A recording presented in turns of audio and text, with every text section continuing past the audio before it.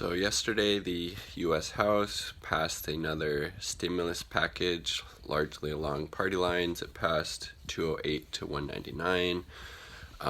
Obviously, mostly the Democrats supporting it, most Republicans not. And there was one progressive, Pramila Jayapal, representative from Washington State, who voted against it because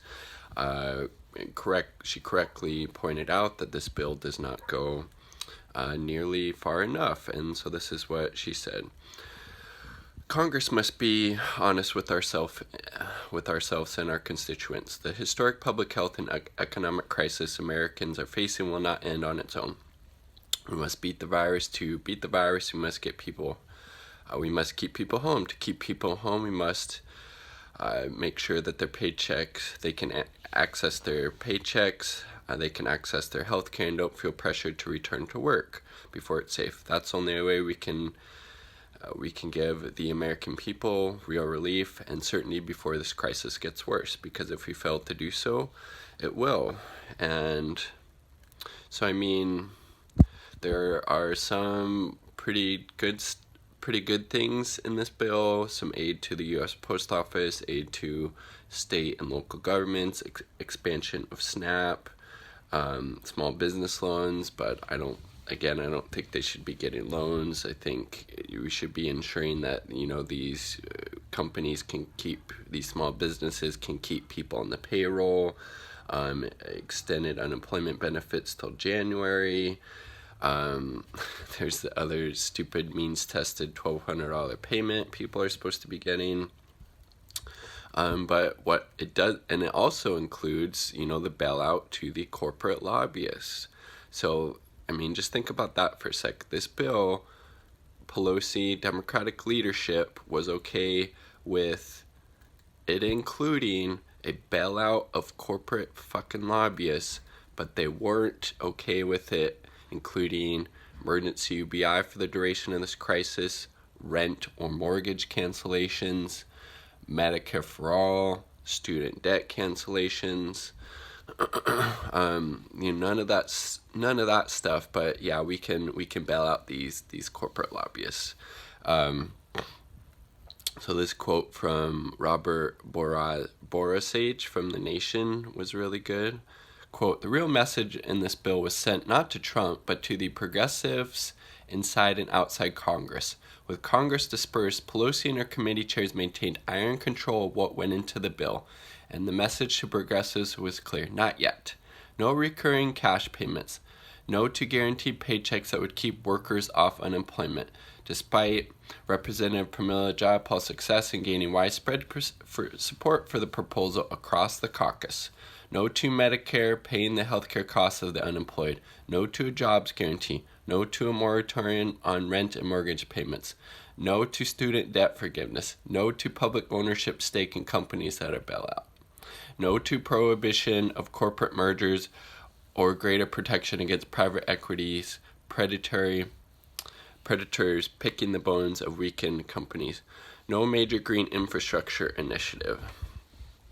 And I mean, kudos to Jayapal for voting against it. I think, frankly, she should have been stronger in her condemnation of it. It doesn't seem like any so-called progressive members of either the House or the Senate are willing to, call out Democratic leadership, specifically Nancy Pelosi by name, for completely dropping the ball in any type of adequate response during this coronavirus pandemic. And what do you know?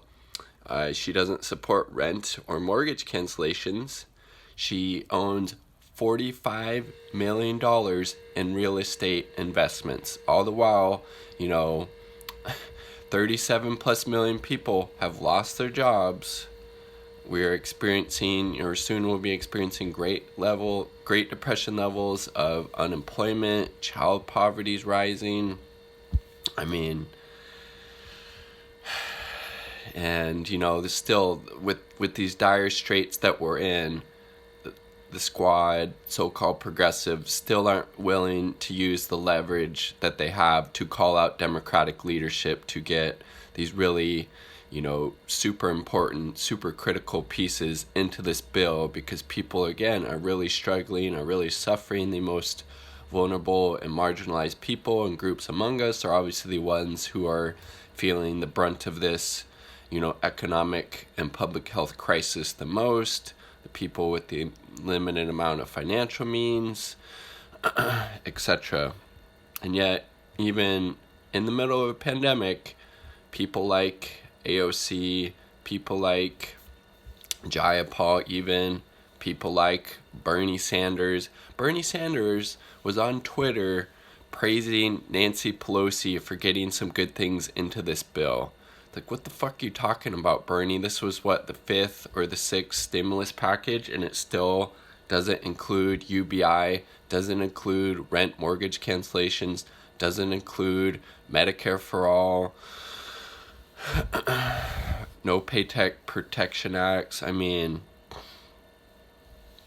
It's like, Jesus Christ, there isn't, the Progressive Party is so weak in the United States, it might as well not exist. You're not willing to use what little power and leverage that you had to hold Democratic leadership accountable to actually get some, really important measures in this bill. What's the point of electing you? Again, I've made this point repeatedly, so have others, obviously, but what's the point of electing people like AOC, like Ilhan Omar, like Jayapal, like Bernie, like Warren, to a lesser extent, if they're not actually going to stand up and fight for the working people, for the working class, and they're just always going to defer to the totally corrupt, totally bought and paid for Democratic leadership, who, again, Nancy Pelosi has a net worth, it's like 110 or 120 fucking $million. She's not experiencing any, negative outcomes because of this. She's doing fine. She has her two $12,000 fridges full of her boutique, ice cream, and like she said, she's a capitalist to her bones. She's bought and paid for by big money, by special interest. She, again, $45 million investments in real estate. No wonder why she doesn't support rent and mortgage payment cancellations, because that would be, affecting her pocketbook. Can't go there, but corporate lobbyists, they're good with me, so we can bail them out. Nancy Pelosi, again, she is just so fucking horrible. We need to make sure she gets defeated in November. Shahid Buttar, 2020, check out his platform. He would be an amazing addition to Congress and a huge improvement over just the corrupt and disgusting Nancy Pelosi.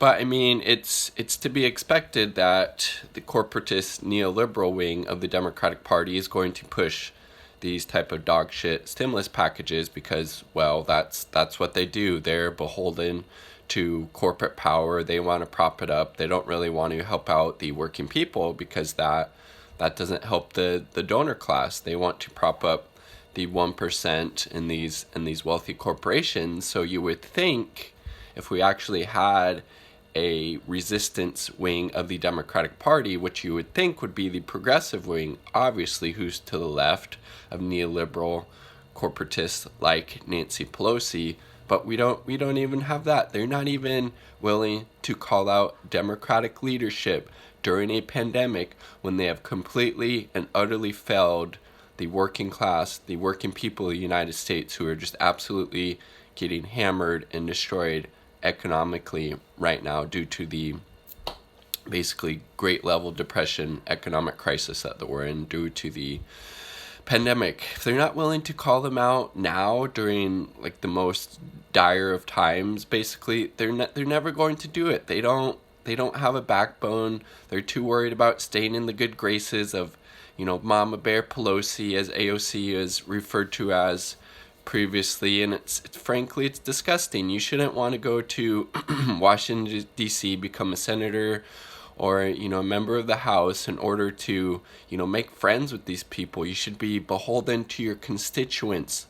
Obviously, that seems like a very clear and obvious point. But once people get there, even if they came in with so-called, outsider values or mentality, they completely throw that out the window and become subservient to Democratic leadership, not wanting to utter a single word about Nancy Pelosi's complete just failings on every level, responding to this crisis in any type of adequate way. Same for, Schumer in the Senate. You don't hear peep out of Bernie criticizing Senate or House leadership. You don't hear AOC doing it. You don't hear really Jayapal, naming names. You don't hear Warren. You don't hear Ilhan Omar. You don't hear Rashida Tlaib. You don't hear Ro Khanna. You don't hear Mark Pocan. Anybody. Nobody's willing to call them out because they're more concerned with keeping their political clout with the Democratic leadership than actually progressing a agenda that definitely needs to happen right now to help people out. Again, people are fucking struggling. It's nuts that even during this just crazy time that we're in, they're not willing to utter a word about how shitty Nancy Pelosi's response has been or how shitty Chuck Schumer's response has been in the Senate. They're more concerned with staying in their good graces than actually fighting for the American people, the people in the United States right now, I should say, that are really, again, struggling. Tens of millions of people have lost their jobs. Tens of millions of people have been kicked off their health care because they're losing their jobs. And what does Pelosi propose? Cobra will help you out with the Cobra payments that are just to give away to these for-profit rapacious healthcare companies instead of doing the sane and adequate response, which would be obviously advocating for Medicare for all, which saves money and 70,000+ lives a year, at least. And again, Pelosi, like I said, in that centrist neoliberal wing of the Democratic Party, this is to be expected that they're going to propose these these totally inadequate stimulus package plans because, well, they're beholden to corporate interests and they don't really want to help out the working people, or they would be, obviously.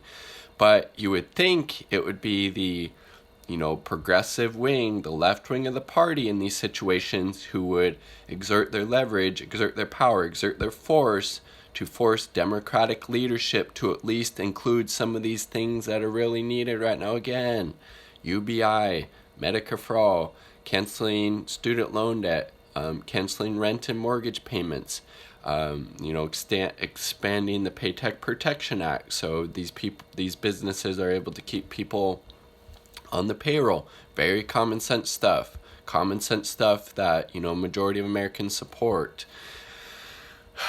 But we don't have a real left. We don't have a real progressive party who is willing to use and wield that power. Because again, they're more concerned with staying in the good graces of the Democratic leadership as opposed to actually getting some shit done. It's disgusting. It's disturbing. If these people aren't willing to stand up to Democratic leadership when they're totally dropping the ball during this very, serious and tragic time in the middle of a public health and economic crisis, vote the fuckers out. Get some people in there who are actually willing to stand up to these just disgusting corporatists like Nancy Pelosi, like Chuck Schumer. Otherwise, get the fuck out of the way. Get some real progressives, some real leftists in there who aren't going to be corrupted and co-opted by Democratic leadership, whether it's in the House or the Senate. And if that means getting rid of the squad, getting rid of Bernie, getting rid of Warren, getting rid of Jayapal, then so be it. But kudos, at least on this aspect, for Jayapal saying that she's voting no on the HEROES Act, saying it won't go far enough. But again, she should have called out Democratic leadership, specifically highlighting how Nancy Pelosi has totally dropped the ball on each of these stimulus plans. But kudos to her, at least saying she's going to vote no for it. Looks like all the rest of the squad is falling in line behind it. What's the point? Again, what's the point of having progressives in Congress if they're not willing to stand up and use their power to fight Democratic leadership to actually get these much needed things in these bills that the people in the U.S., the working class, desperately needs right now. From my perspective, just window dressing. They're there to give fiery speeches, but when it comes time, they're willing to, get back in line and like little sheep and vote for whatever Democratic leadership wants. It's disgusting. It's disturbing. And if they're not willing to stand up and do what's right, then frankly, we need some actual real progressives, some real leftists who are willing to do that job. Just my thoughts. I would love to hear yours in the comment sections down below. Peace, much love. Like the damn video if you like it. If you don't, hit that button. Either way, it's cool. Peace, love.